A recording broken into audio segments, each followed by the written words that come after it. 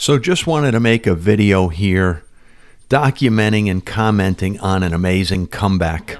This is the Saco Bay Sharks YouTube channel, Saco Bay Sharks Baseball Club. So if you like this video, give it a thumbs up, subscribe, tell your friends about it. But this is a game where I quickly got down 6-2. I am pitching Forrest Whitley. And in the first inning of this game, we're picking up in the second, but in the first inning of this game, I could not get an out at all. This guy was clearly using a PCI, as most people do, and was hitting every single pitch I could throw anywhere in the zone. I came back in the bottom of the first with 2 home runs to cut it to 6-2. But here in the bottom of the second, he's answering. And this is a complete debacle to start off this game. I can't locate pitches, and when I do locate pitches, he's crushing them. So I put up 2 in the bottom of the first to cut the score to 6-2. Think maybe I have a chance. And now he puts up what is going to be 4 in the top of the second. So at this point, after the top of the second,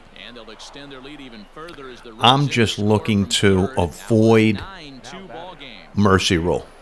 I'm just looking to avoid a mercy rule.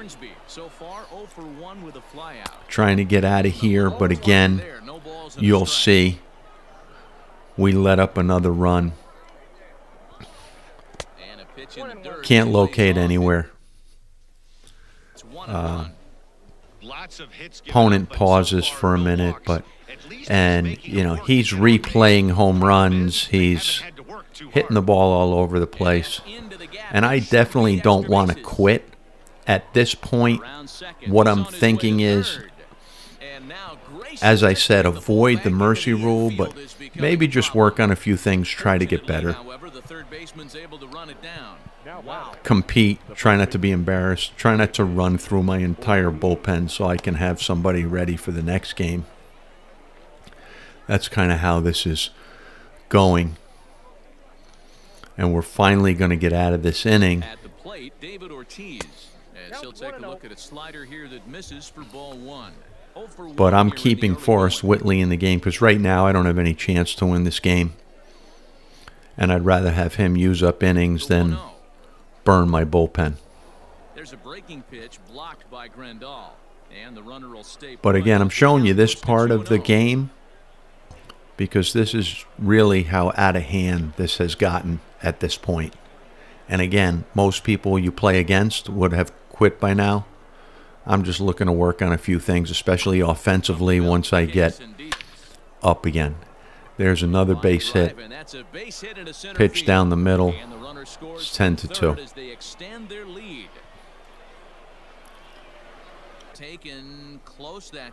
So now we're fast forward to the top of the 5th. It's still 10-2. And he pinch hits Frank Thomas, and on a 1-1 count, you'll see that pitch was low in the zone. And he somehow put the PCI on it. So now we're in the bottom of the 6th. It's 11-2. I'm feeling like I'm doing a good job at this point of avoiding the mercy rule. I do not use a PCI, as I've mentioned in previous videos. But here's where this game turns a little bit. Freeman's up. I'm just trying to make some kind of contact. He's dominating me right now. That I almost swung at. Was going to be 0-2. Somehow I didn't. And this ball, he leaves a fastball up in the zone, and I hit it out. I'm so annoyed at this point that I replay the home run. And when I replay the home run, my opponent messages me, and he says, "You're down by 8." So I say, okay, he's right. I'm replaying the home run, but I was doing it because I wanted to enjoy the home run. Bottom of the 6th, 11-3. Still just trying to compete. Trying to have a few good at-bats. And that's really about it.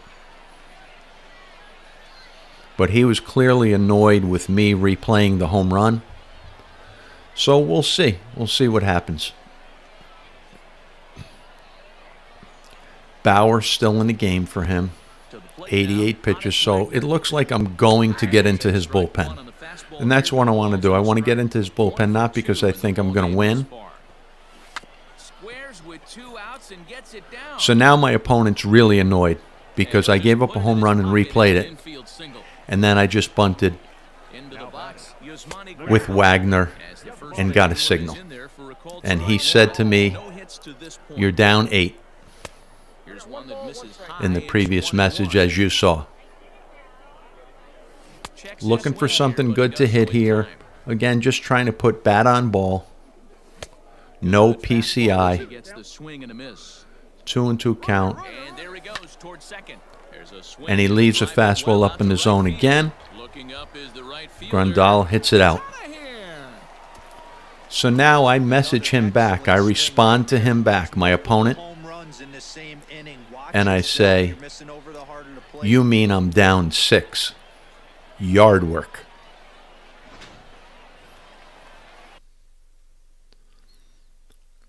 So again, the lesson here is that when you're winning, don't message your opponent. Don't get annoyed if your opponent replays a home run. Just laugh and tell yourself, "Hey, I'm up 11-3. I'm crushing this guy. What do I care?" But instead, my opponent became somewhat annoyed. And here we go. So the game is paused, comes back. Here comes Rod Carew, same inning. Tries to bunt again. 2 outs here.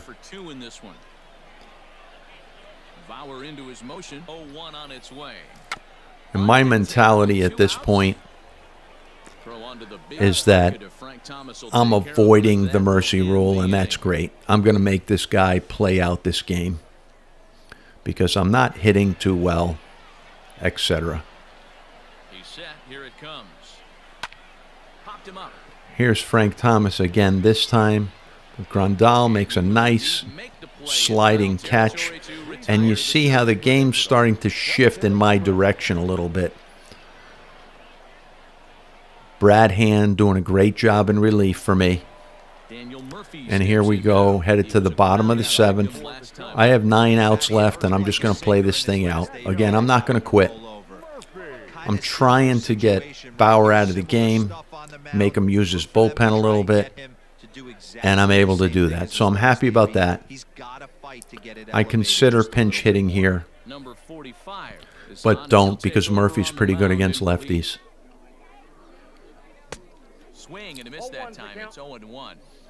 Just trying to get a couple guys on base. Hits that ball really well, feel good about it. And again, just competing, feeling good about that swing. Maybe carry something like that into the next game. Right here, I'm going to pinch hit Byron Buxton because it's a left-handed pitcher. Don't want to use any of the other guys yet in case I get a few guys on base, maybe able to hit a 3-run homer or something with a left-handed hitter. So I'm going to use Buxton right here. And this is a pretty good at-bat. Again, you're up 11-5. You got to throw strikes. And what happens here is he's having a hard time finding the zone. I know it. I'm being patient. He probably wished a long time ago that I quit. Well, he knows it, but this is the kind of guy you just have to go right after. Throws a strike 3-1. I'm definitely not swinging 3-0.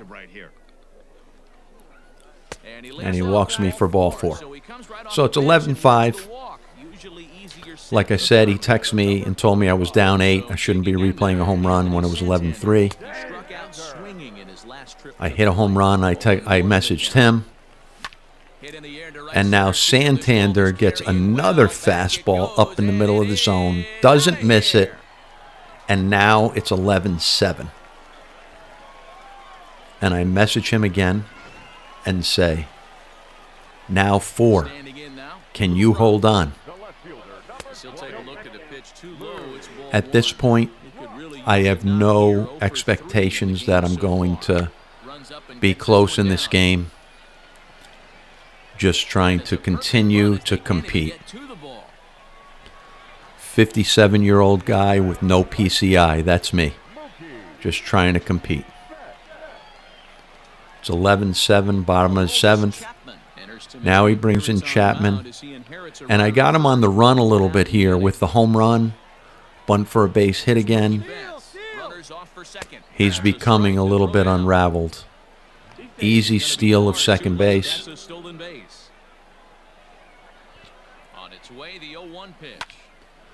I had a hard time with bets in this game. Couldn't really barrel a lot with bets. Found myself chasing bad pitches. If I could pick up another run here, I'm happy. Again, never thinking at all that I have really a chance to win this game. He just hits too well. But for the last several innings, last few innings, I've shut him down. So again, trying to fight with bets, trying to get Chapman's pitch count up a little bit. Tough time with that pitch. So here we go with Freeman again, and he gets behind.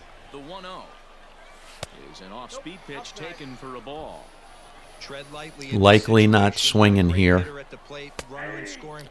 Good pitch to hit, but I wasn't going to swing 2-0. Pitch in the zone because I didn't want to get to 2 strikes, so it's 2-2 here.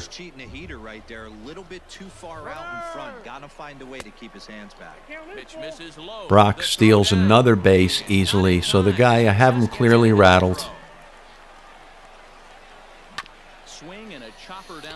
Staying alive with Freeman, and he's got to be nervous with Freeman up, who already has 2 homers. And there it goes. 2-run homer, second of the inning. And I message my opponent again. And I say, now 2. You good? By the way, I play with no PCI.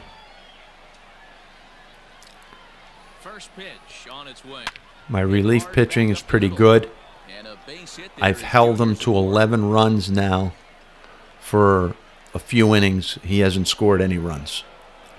So clearly his hitting went south. I dialed in a little bit better pitching-wise, 11-9. Really not believing I have a chance in this game. Honestly, not believing that I have a chance in this game still. Happy, thrilled that I've kept this thing close. And we get real lucky here that Larry Walker hits one that just doesn't quite leave the yard, and we're holding them to those 11 runs. He's out-hit me 16-10. So we're entering the 8th inning. And again, I'm finding it sort of unbelievable that I'm even in this position. He brings in Gagne. I typically don't hit Gagne well. He'll have a new pitcher waiting for him as we begin their half of the 8th. Here comes the first pitch. That one's down around the knees. And I'm going to be patient. I've been patient this whole game. Pretty good at not chasing pitches that are out of the zone, unlike that one. But most of the time this game is pretty good. I started to dial in better as the game went along. Yeah, and that has to be his mentality at the plate right now, Matt. He can't And kind of hanging in there with Grandal and hoping to force him to throw the ball closer to the middle of the zone. The 2-2 one more time. Is a swing and a miss. That's strike That was 3. perplexing at the time. I couldn't believe I swung through that pitch. I thought the timing was pretty good. He's ready. Here's the first offering. Carew bunts, and they're not going to get him. It's close at first. But the bunts, the 3 bunts for base hits, had to be driving this guy crazy at this point. Tying run comes to the plate in the form of Daniel Murphy. Quickly gets behind. Not going to swing at that changeup low in the zone.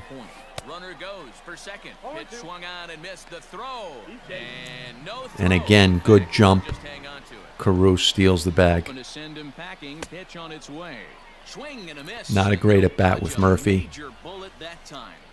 Pitcher coming up, and we're going to hit for him. Now my choice to hit is Alvarez, because Alvarez can hit the ball out of the park. He's got good contact numbers against both left and right. I haven't hit much with him lately, but he's due. Very good pitch. Can't do anything with it. Check swing here, but he pretty clearly broke the plane, and it's 0-2. 0-2. And he hangs a slider towards the middle of the zone, and all of a sudden, this thing is tie. And I message my opponent and say, wait, it's tie? So I'm really riding my opponent. And at this point now, I'm looking to win this thing. I'm looking to put up another run or two in this inning and close it out in the 9th. This inning really feels like it's getting away from him out there. As a reliever, you can't let that happen. Nothing you can do about what's already happened. And my opponent has got to be, if you're not focusing on the guy in the batter's box, rattled at this point. But I've had really great at-bats. Even with 2 strikes, I have not missed mistake pitches. That's the difference in this game for me. Not missing fastballs, not missing mistake pitches. Now he's going to Wagner, who's a difficult matchup, especially against lefties. Lou Brock is at the plate now, and he's quickly behind 0-1. Ready with the 0-1. 0-1 pitch, and he can't make contact on the bender. 0-2. Aggressive swings out of him to start this at bat, but he hasn't been able to put the ball in play. Another bunt. If this guy hasn't broken a controller by now, I'd be shocked. Problem is, I got bets here and haven't done much with him the whole game. Really hoping he can come through for me here. He's been a great player for me. His stats are good for me, but this game was not a Mookie Betts game. And he almost beats this out. Well, the play's been made, and that retires the side. Should wind up a foul ball. So in the 9th, I get the first 2 outs, and I get ahead of this hitter. But that's easy to lay off, and it's back to even at 2-2. And again, a pitch. You'll see lower left-hand corner strike zone. It's a low pitch, but he PCIs it. Maybe guessing in that area, and hits it out. And at this point, I'm thinking, good game. Did what I could. What a comeback. Unfortunate. Wagner flies out to right, and when he flies out to right, I'm thinking, what could have been? I could have been going into the bottom of the 9th. Tie, and walk the thing off. But here's the key.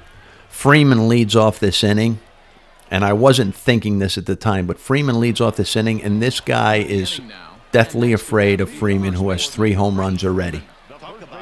He doesn't make a pitching change because he wants to keep lefty on lefty here. So Billy Wagner's still in the game. There's ball 1. And I am not swinging at a pitch until I get a strike, maybe even 2. He goes 2-0. Throws that one down the middle almost, another hanger. 3-1. I'm likely not swinging here. Pitch is close, but not good enough. And at this point, I'm going to pinch run for Freddie with Trey Turner. This does 2 things. It puts the idea in his head that I might be stealing, divides the pitcher's attention. I'm not going to be stealing, though. but I want to divide his attention, and I want to see if we can get Wagner a fastball or something good to hit. Plus speed at first and behind the and at the plate is keeping me hopeful that I won't ground into a double play.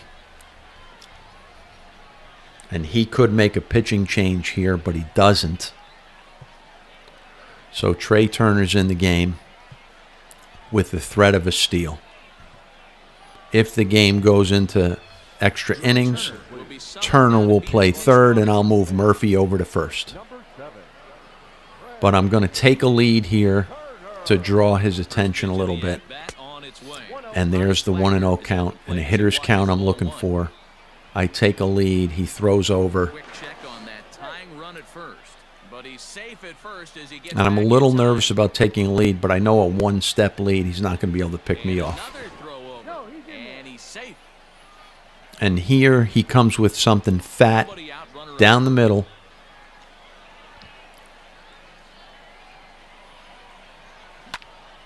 And that's a fastball high in the zone, and we walk it off. Amazing comeback. My middle inning pitchers, relief pitchers, did a great job. My hitters kept coming, did not miss bad pitches.